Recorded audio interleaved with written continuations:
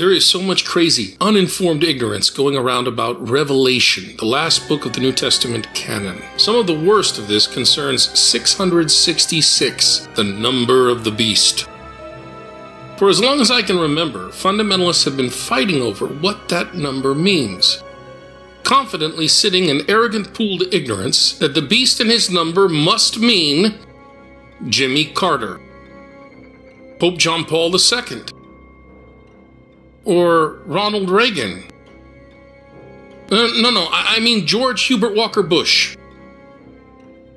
I'm sorry, I meant Saddam Hussein. Or rather, Bill Clinton. George W. Bush? Pope Benedict XVI? Barack Hussein Obama? Pope Francis? Hillary Clinton? George Soros? And now Bill Gates, that's who it must be. All of these futurist interpretations are simply wrong. In light of this bogus futurist or end historical interpretation, the book of Revelation gets read as if it is exclusively concerned with events happening at the end of time. Conveniently, this happens to be at the time of the reader. I want you to take a moment to think how ridiculous that is. Since the reader stands on the threshold of the end of all things, and since most of the book of Revelation is about events happening in those last days, then the whole book is rendered meaningless to its first readers and all subsequent readers, except for those living at the end of time. Why would anyone preserve and hand on such a book? But the fundamentalists love to imagine things this way. You know, fundamentalism is to religion what solipsism is to philosophy. It's really a psychological condition. You are the only thing that matters. Fundamentalism isn't really about God or Christ, but the fundamentalists being correct, being right, and being unshakably certain. Okay, so let's talk about 666. Like everything in the book of Revelation, it deals with phenomena in the skies. Stars, whether singular or constellated.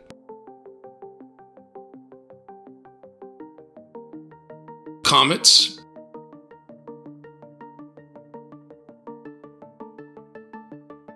And planets.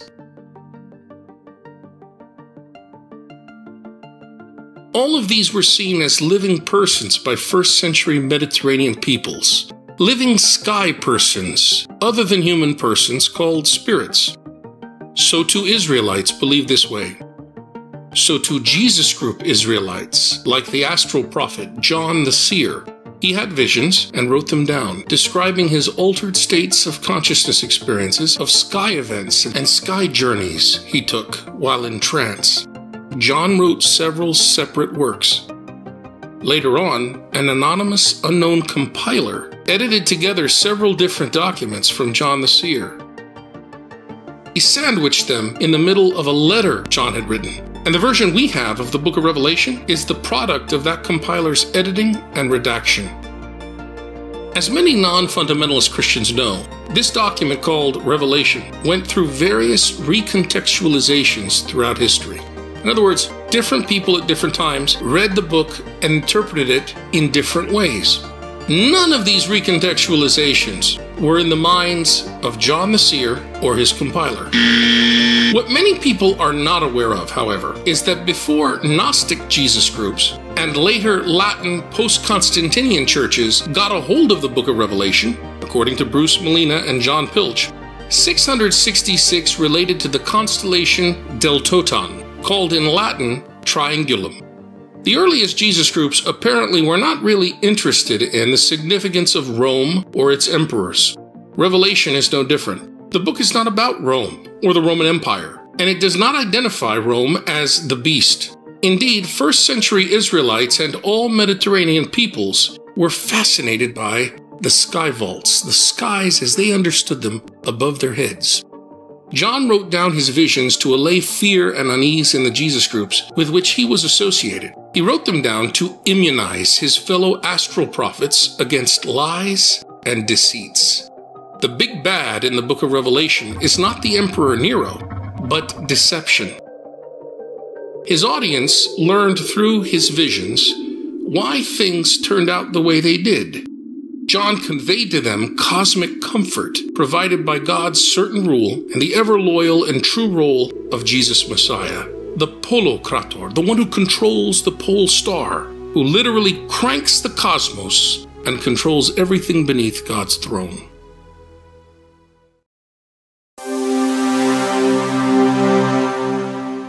In our last video presentation, with much help from Context Group scholars Bruce Molina and John Pilch, I dealt with the Book of Revelation, the very misunderstood final document in the New Testament canon. It's a book of visions by John the Seer, compiled and edited into a single work by an unknown compiler. Within these visions, we learn about the actions of a terrible sea beast in Revelation chapter 13. You know, it isn't really a sea beast. Instead, what John sees is a sky beast over the sea.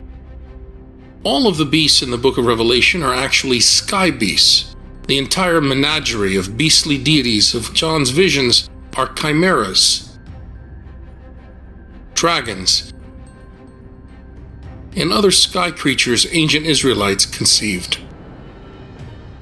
Chimeras are mythical creatures that are combinations of the body parts of different animals. Actually, they're found all over the skies. I am speaking about constellations. Constellations are seen throughout the book of Revelation. For example, angels. Angels are chimeras and constellations in the book of Revelation. The Sphinx-like or griffin-like angelic beings featured in the book of Revelation are also chimeras, such as the four living creatures of Revelation chapter 4. Understanding that, it isn't difficult to see what John is actually seeing. He is in trance looking at the constellations we call Leo, Taurus, Scorpio, and winged Pegasus, or the great eagle Thunderbird. All of these four constellations are situated on the celestial equator. Fantastical chimeras and beasts with multiple heads and eyes, like those described in John's visions, were held by ancient Israelite lore to populate the earth prior to the flood. The same kinds of creatures likewise populate the sky vaults. Consider the chimera Capricorn, essentially a goat-fish hybrid. Or Centaur and Sagittarius, combinations of men and horses, and in Middle Eastern traditions, also scorpions. Or Pegasus, the cross between a winged bird and a horse. As you read Revelation, try to keep in check our ordinary 21st century Western astronomical way of interpreting the skies. No one in antiquity had such a scientific perspective. Ancients like John the Seer regarded almost all constellations, whether they be humanoid or beastly in shape, as rational living beings. So what exactly is going on in Revelation chapter 13? First, we need to understand the context of Revelation chapter 12 through chapter 16 verse 21. Originally, before the compiler edited several of John's separate works together into one document, this section was its own separate text. Basically, it was a set of described visions about the long ago past. How long ago? Very long ago. These visions dealt with the cosmos existing before the flood, at the beginning of time. John wrote this to explain why the present condition for John the Seer and his audience existed. Everything taking place in this section of Revelation chapter 12 through chapter 16 already happened. The players of Revelation chapter 12 are not human.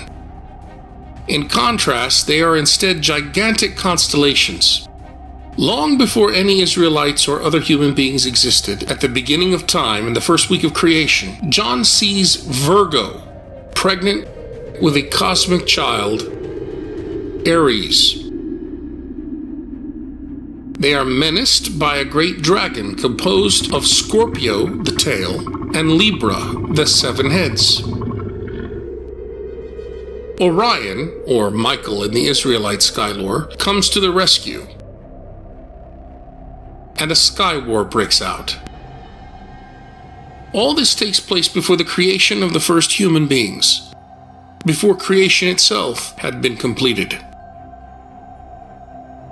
Revelation chapter 13 shows the aftermath of this sky war and sets up the evil of Genesis chapter 6. The action of Revelation chapter 13 takes place in the sky vaults above the antediluvian earth, probably somewhere over Mesopotamia. Again, the time period is before the flood. Here we encounter a sea beast, really a sky beast rising above the horizon of the sea. Our English translations botch this. This is the constellation Cetus, called in Babylonian Tiamatu, and in Hebrew Tehom.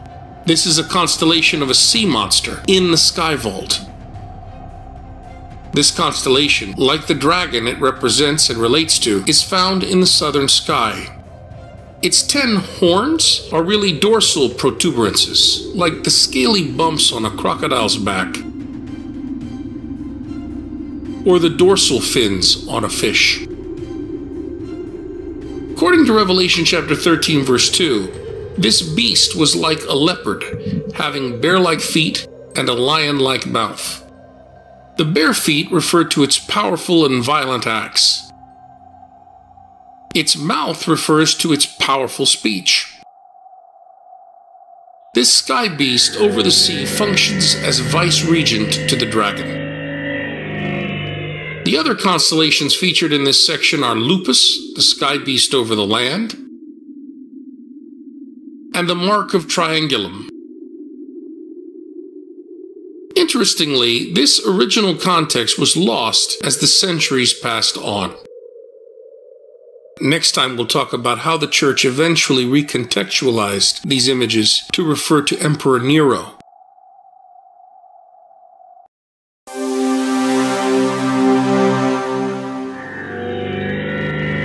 After much time and several persecutions in the 2nd and early 3rd centuries, the sky beast over the sea and the numeral of 666 in Revelation chapter 13, verses 1 through 18, began to be associated with the name Caesar Nero.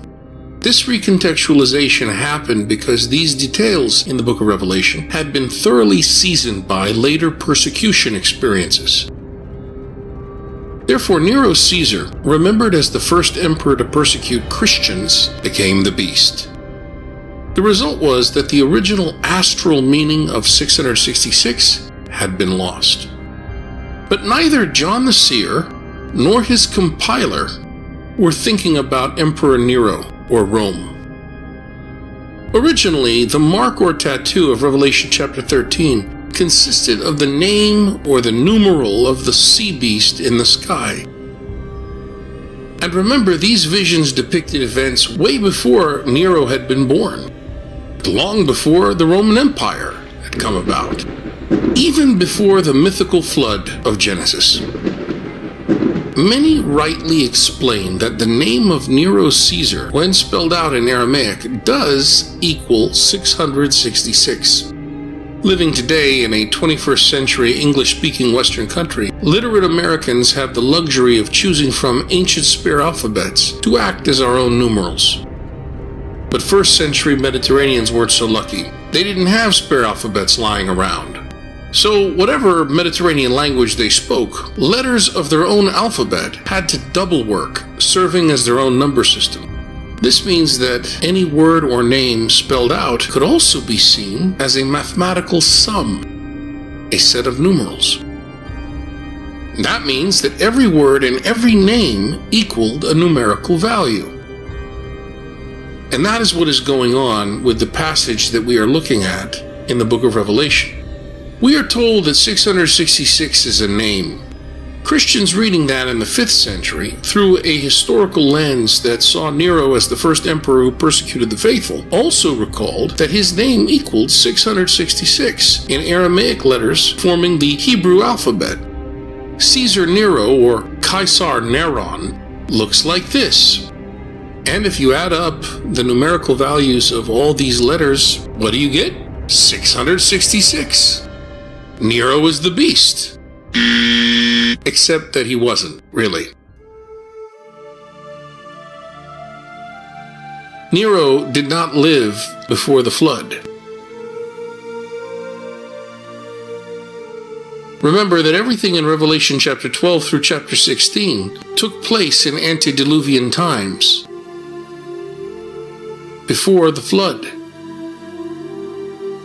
before Noah. Besides that, Nero was a human being. He was not a colossal sky entity, a gigantic constellation ascending over the sea. Nero is not Cetus, the sea monster. He was nothing like the celestial beast. Also, stop for a moment and try to imagine people tattooing onto their foreheads or hands all those letters. That takes up too much room. And what sense would that make to a mostly illiterate public? But what if there is a more reasonable meaning to 666? Following context group scholars Bruce Molina and John Pilch, how about we look in the sky for the meaning of 666?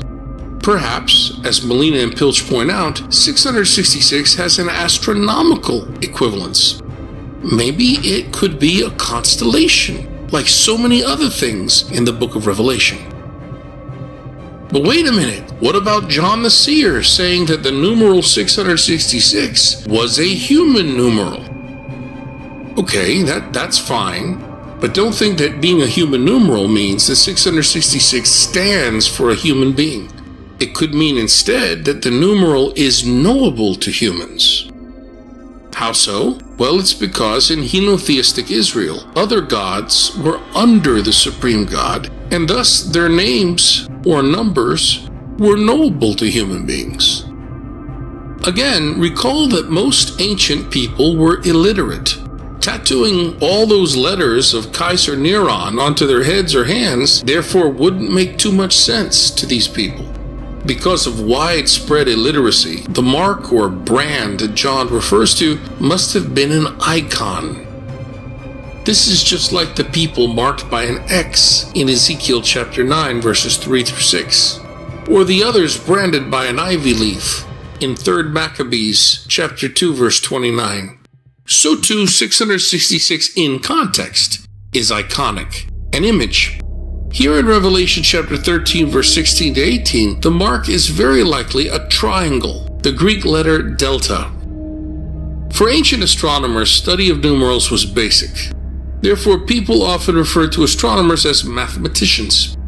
Hence, Theon of Smyrna, writing in the 2nd century Common Era, divided his mathematical treatise into 3 parts: arithmetic, music, and astronomy.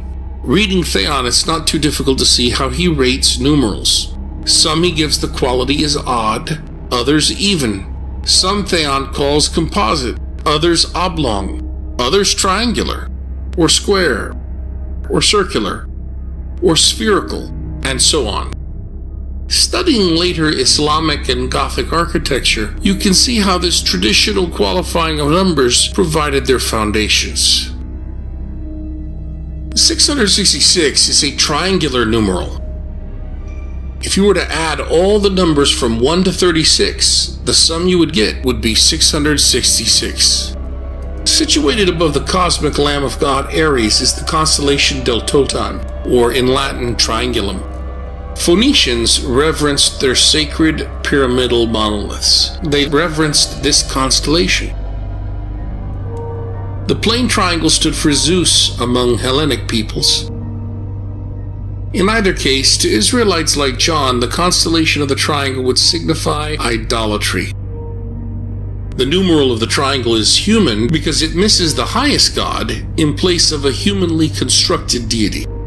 As Pilch and Molina explain, the Phoenician name of Deltoton is Shulash. This Phoenician name adds up to 666. Beyond that, there is also a Hebrew word for earthworm, creeping dragon, or crawling beast, as well as diarrhea, shilshul, that likewise adds up to 666. So the literal sense of 666 is really just a triangle in the sky. Imagine the irony when the campaign team for President Donald Trump chose the upside-down triangle as a symbol for their ads, given the hordes of American evangelicals who worship Trump, combined with their ignorant, fanatical obsessions with the Book of Revelation. One might chuckle if these weren't such dark, dangerous times. But regardless of dark triangles, whether astronomical or earthbound, neither POTUS Trump nor any other 21st century person was written about in the Book of Revelation. That also includes you and I, folks. The Bible was written by, for, and about ancient Israelites, not 21st century persons of whatever variety.